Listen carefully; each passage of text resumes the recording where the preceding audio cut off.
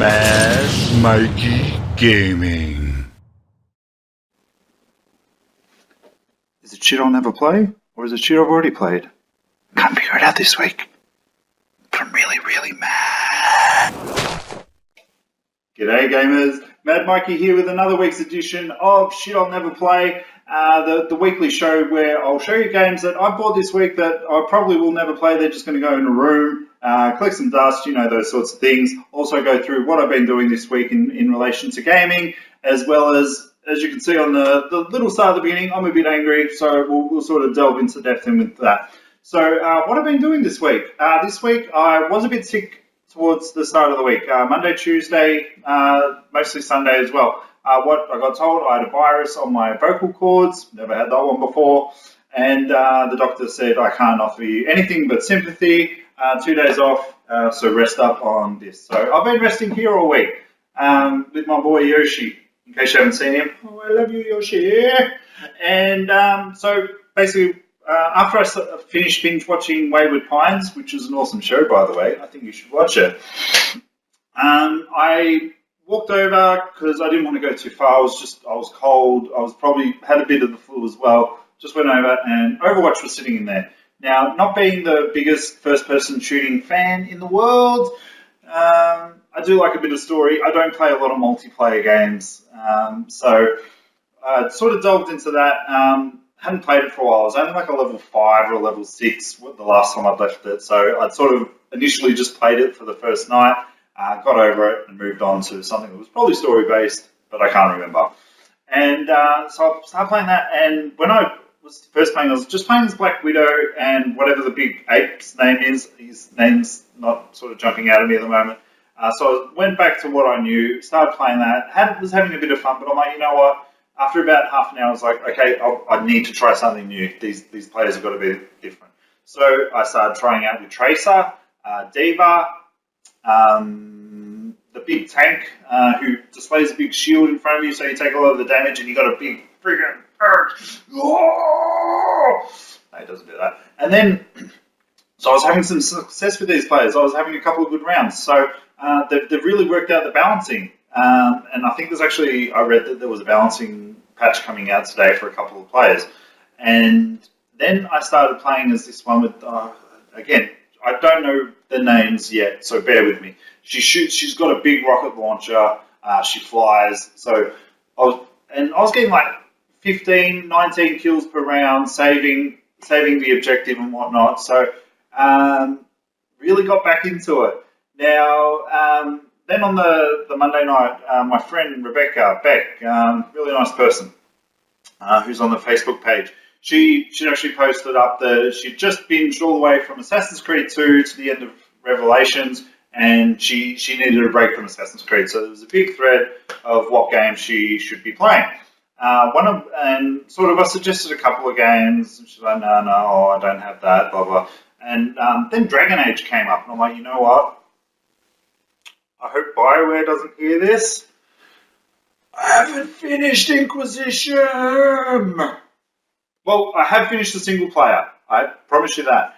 So I finished the single player. I'd finished the Jaws of Hakken, which was the first DLC. I think the second part was called The Descent or The Deep Roads. That one's escaping me at the moment. So I got about halfway through that. This was a very tedious grind, this DLC, so I was like, you know what, I need to finish it so I can get on to the last DLC, which is supposed to be the bridge between Dragon Age 3 and their future stories or whatnot. So I've gone through there, and the end enemy was OP as hell. Hell! And so it took me about an hour to finish him.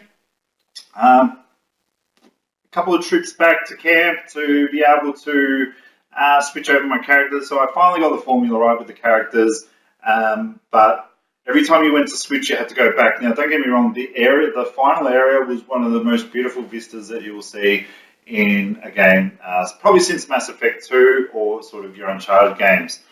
So I finally finished it. It took an hour. I was talking to Beck afterwards, and she's like, oh, hats off to you, sir. I rage quit like 2 times before that. So while we're talking about Beck, she actually sent me in a question this week related to Call of Duty. So what I'll do is I'll put it up here. Bing!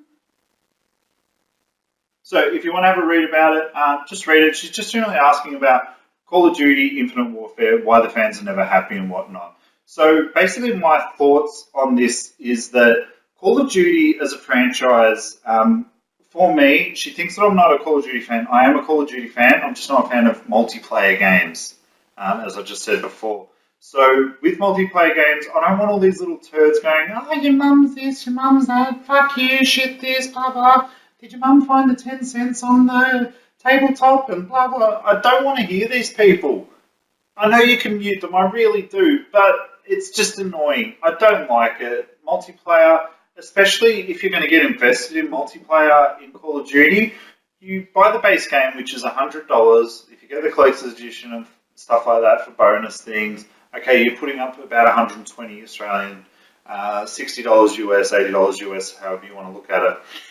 And then you have to pay for another full game, if not more, to be able to continue to play if you do multiplayer. This is an issue for me, so I generally don't complain about Call of Duty, even though every year I do say, I'm not going to buy it, I'm not going to buy it. And then they'll put out an awesome trailer and I'll buy it. So, who's worse? But look, I do understand with Call of Duty games, the single player only goes for like 4, 5, 6 hours. That's not an issue for a first-person game. If you're looking at something like Borderlands, which has got deep story, a lot of good cutscenes and whatnot, they can go for hours. I can still play that. But with Call of Duty, it just has to have a little bit of story in there, and I'm going to be fine. If you listen, or any of you guys listens to PS I Love You XOXO with Greg Miller and Colin Moriarty, Colin's the same, and I really relate a lot to him when it comes to multiplayer games. I don't want to play multiplayer. It's that simple. I want a single player experience. Multiplayer I'll try, but eventually I will lose just interest in it. And more to the point on why I think the hate is, Call of Duty, like FIFA, I'll compare those two, just the total polar opposites of what a game is, but just the minor increments every game does not equate to having to play a full retail game every year. Yes, graphics can be improved, frame rates are improved, blah, blah, blah, this and that, but I don't think that the changes that they make are big enough to warrant an annual franchise every year. Yes, they do work on it every 3 years. They do have 3 years, but is that 3 years well spent? Is it? The story? Most games, like Metal Gear Solid 5, for God's sakes, that has got hundreds of hours of gameplay and the multiplayer component, but you're paying the same amount of money as Call of Duty and they're charging you double to play multiplayer. I know a lot of multiplayer games do have no pay to win, but you can pay just money just for aesthetics. If that's what you're into and that's what you want to spend your money on, that's what you do. So that's my thoughts on the Call of Duty. I do love it, but I don't love the money, and even just sort of getting into a multiplayer game. Like, honestly, I'll go into the single player first just to get used to and whatnot. And then by the time I'm ready to go just play on the multiplayer, everybody's like triple platinum, buddy, level 50 or whatnot. I don't know what the hell it means. But I know that they've got better guns than me, they've got better perks, so I'm screwed and you can't get in. For multiplayer, unless you play it from the start and stay up all night, you are going to be behind the eight ball. That's my personal opinions. So, more to the reason why I'm angry this week, or mad, really mad. Australia Post, really. You guys, well, not so much Australia Post. I know they're an automated system, but they're not. And they've tried to be helpful over the phone. So, I'm really mad at a company called CEX. Now, CEX deal in secondhand gaming and just secondhand things in general. They've got a lot of computer parts. So they sell phones. They sell everything. Now, it's a UK company based in Australia. Now, there's no CEX stores in my state. All of them are New South Wales, Adelaide, Queensland, everywhere else except from where I am, with the exception of like Tasmania and whatnot.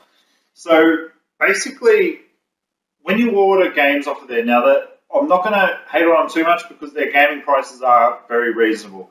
You can pick up original Xbox games, GameCube games and whatnot for under $20. most I've spent on a game there has been about $22, and that was Jedi Academy.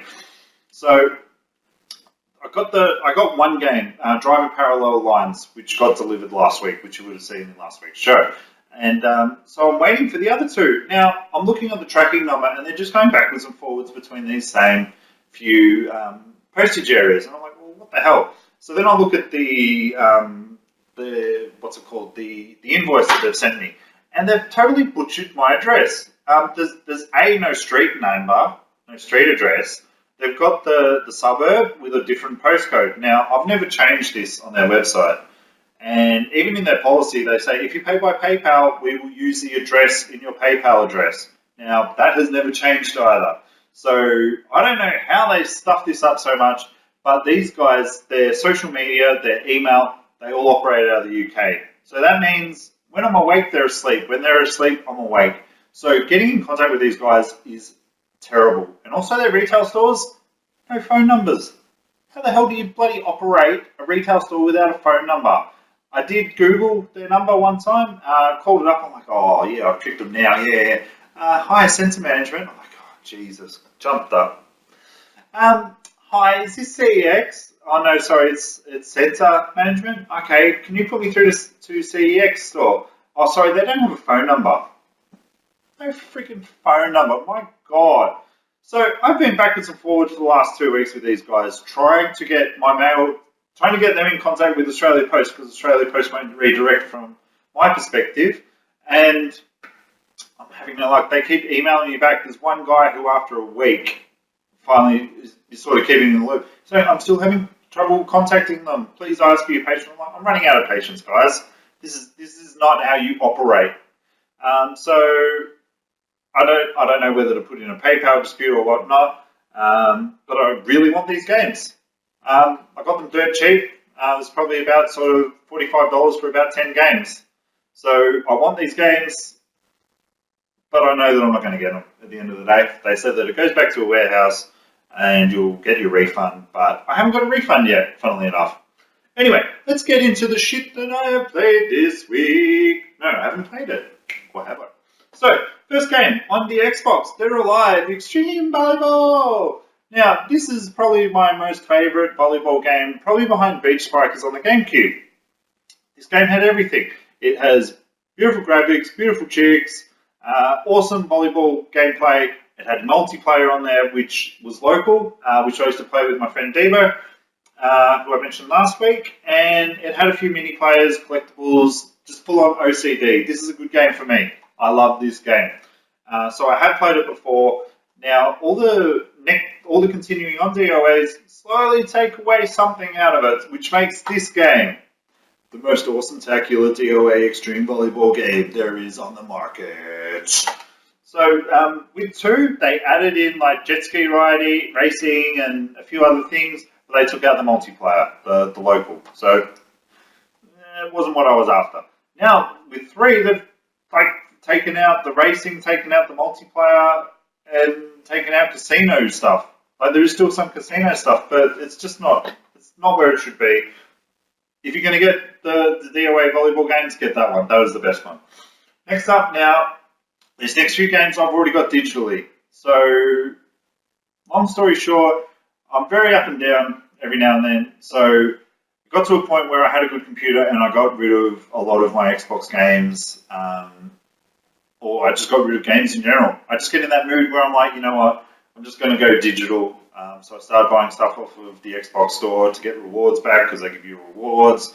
Like, oh, but then it's only $8, $12 here and there, depending on how much you pay.